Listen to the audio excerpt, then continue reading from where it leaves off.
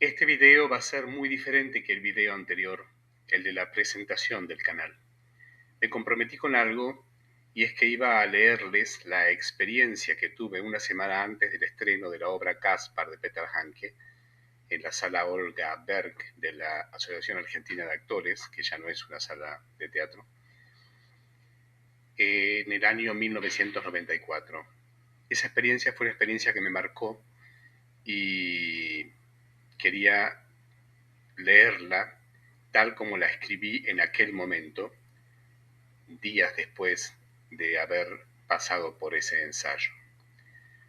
Y acá va. Los ensayos de Caspar fueron muy intensos. El proceso de trabajo contó con momentos muy particulares. Trabajar con Roberto Aguirre es cualquier cosa menos tensionante. Roberto es una persona que transmite confianza, tranquilidad.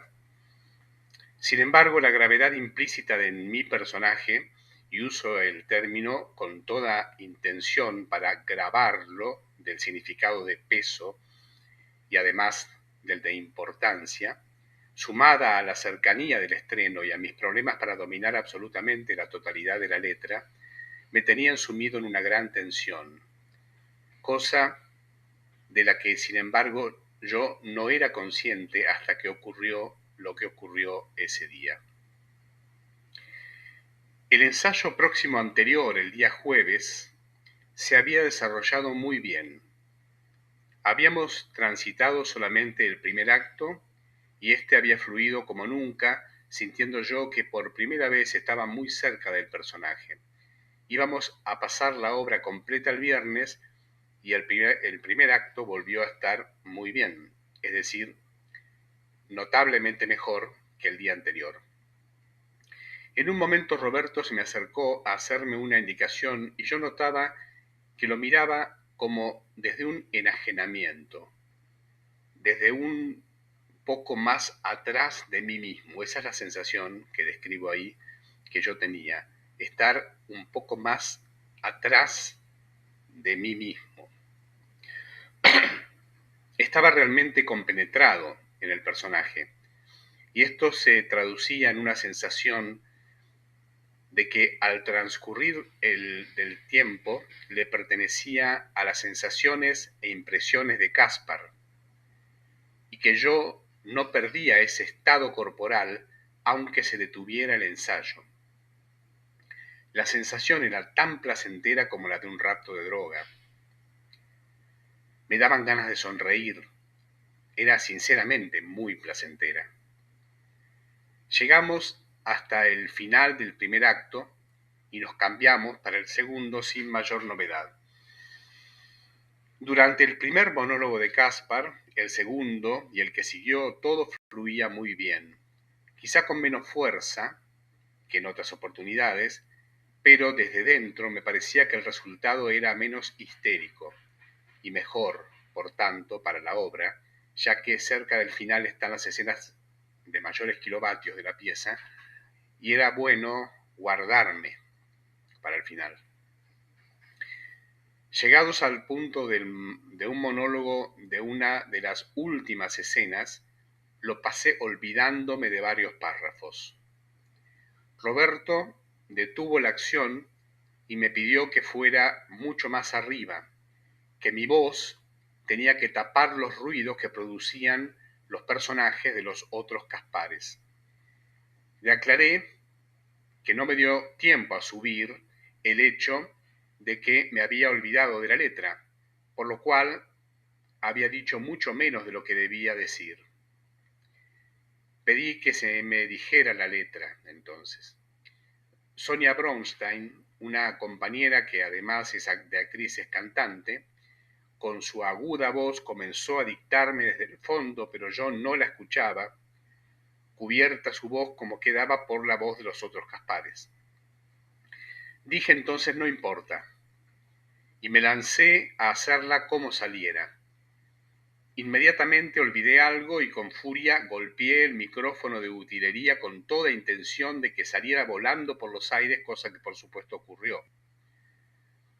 Aclaro lo de la intención por dos razones. La más importante vendrá a continuación. La otra es que por primera vez me había puesto ese micrófono tan alto que me tapaba la cara. Y mi vanidad me dictó desde que subí al escenario que tal cosa estaba mal. No podía ser que me taparan la cara. Me saqué entonces la molestia y continué con el texto. Voy a describir paso a paso lo que siguió a continuación. Quizá me vuelva un tanto reiterativo o demasiado detallista, pero me parece que es la mejor manera de transmitir las sensaciones de lo que pasó y además que es la única manera de que me sirva a mí mismo para tomar una mayor conciencia de esta experiencia. La furia en la que estaba ya inmerso comenzó a extenderse, por decirlo así, o a ampliarse. Como el texto definitivamente no me salía, empecé a alargar cualquier cosa, pero no era cualquier cosa en el sentido de decir pavadas. Trataba de continuar una línea sobre lo que le ocurría a Caspar. Es decir, en otras palabras, empecé a improvisar el texto. Con una rapidez de décimas de segundo me encontré diciendo cosas, la mayoría ya no las recuerdo, del tipo de ¿por qué tuvieron que hacerme esto? Lo que decía era completamente personal. Por un lado, me atacaba a mí mismo por no recordar la letra y mi reacción era decir la misma letra mal a propósito, repetir lo que ya había dicho pero al revés o de otras maneras, mal a propósito, con odio, con bronca, con una bronca que ya a esa altura yo no dominaba, pero que quizá todavía no me daba cuenta de que se me había ido de las manos. Arrojé, sin intención, el pie del micrófono de utilería, un fierro alto, contra mis compañeros sentados a mi izquierda. El pie del micrófono cayó sobre Hernán Varela. A partir de ese instante me desboqué. Me vi arrodillándome junto a Hernán y pidiéndole perdón, mientras le tocaba la pierna con un gesto de disculpa por haberle tirado el fierro encima. Pero inmediatamente ya estaba yo en el otro extremo del escenario, y la sensación de estar junto a Hernán permanecía, o bien al revés. Cuando estaba junto a Hernán, yo ya sabía que en realidad no estaba allí, sino en el otro extremo del escenario. Todo esto ocurrió en el término de unos pocos segundos. Yo seguía vociferando cosas referidas a la queja de por qué, de cómo es posible que alguien a mí se le hubiera ocurrido torturarme de la manera con la que se me torturó. Comencé a golpear las cosas, golpeaba la pared, pateaba la escenografía. Como lo único que tenía verdaderamente a mano era el perchero que había entre la escenografía, lo volqué de una patada. Caí, no recuerdo cómo, tampoco recuerdo ya lo que decía, solamente recuerdo el pánico que sentía mientras me daba cuenta de que yo realmente no dominaba ya nada de mis acciones, que tanto lo que hacía como lo que decía estaba absolutamente fuera de mi control, y una vez echado sobre el escenario, no pude verlo desde mi posición, pero juro que lo vi, a Roberto Aguirre dispararse como una bala desde el nivel de la platea y caer con todo su peso sobre mí. Me aferró con todas sus fuerzas, me mantuvo agarrado y abrazado, apretando todo mi cuerpo mientras yo gritaba desaforadamente. Grité muchísimo. Creo que muchísimo tiempo, supongo que en realidad no tanto, en realidad yo preguntaría a estas alturas qué es la realidad. Y cuando comencé a aflojarme lloré, también largo y largo. Luego le dije a Roberto que ya estaba tranquilo, en realidad no lo estaba, pero me había aflojado mucho. Le di algún beso en la mejilla y él me respondió también. Le dije varias veces gracias y él me dijo gracias a vos. Cuando mi rostro quedó visible al aflojarse la presión del otro cuerpo sobre el mío, sentí mucha vergüenza y dije, yo no creía que esto existía. Y tal es la verdad. Yo no creía, internamente estaba convencido de que no era verdad, que un actor pudiera descontrolarse. Al menos yo no creía que Gustavo Enrique Böhm pudiera descontrolarse. Naturalmente el ensayo terminó allí. Alguna gente que no pertenecía al grupo, que había ido a vernos, se fumó.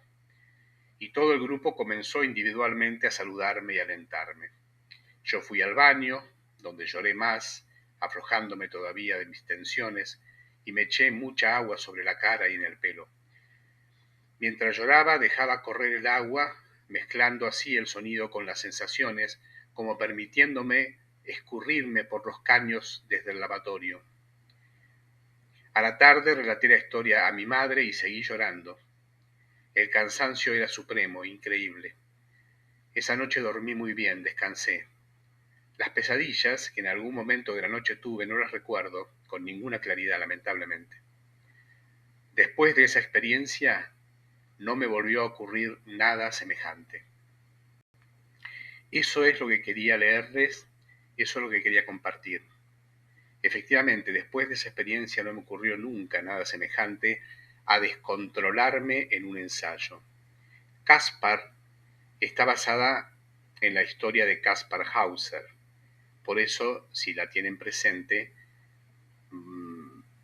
van a relacionar con lo que dije de la tortura.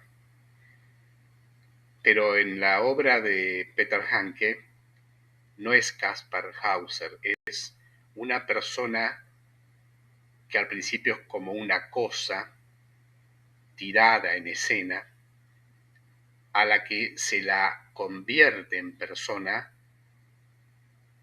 disparándole con palabras, palabras, palabras, palabras, y se lo conforma en un ser humano supuestamente normal, que luego, como dije en el video pasado, explota justamente en estas escenas finales, pero no de esta manera, y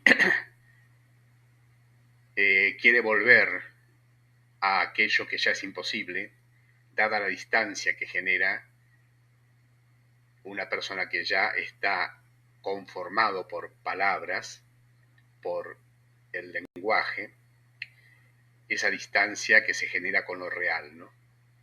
Lo real es imposible de acceder. Pero el Caspar al comienzo solo vive en lo real. Bueno, no voy a extenderme más, solo quería compartir, para cumplir con mi palabra, con esa experiencia que para mí fue alucinante y realmente terrorífica, por otro lado, pero que me permitió darme cuenta dónde están ciertos límites que no tienen por qué ocurrir o llegar uno, pero que cuando llegan, a veces hay muy buenos directores, que también son muy buenas personas, que logran contener al actor y que no se desbande de una manera demasiado imprevisible. Bueno, nos vemos en el próximo video.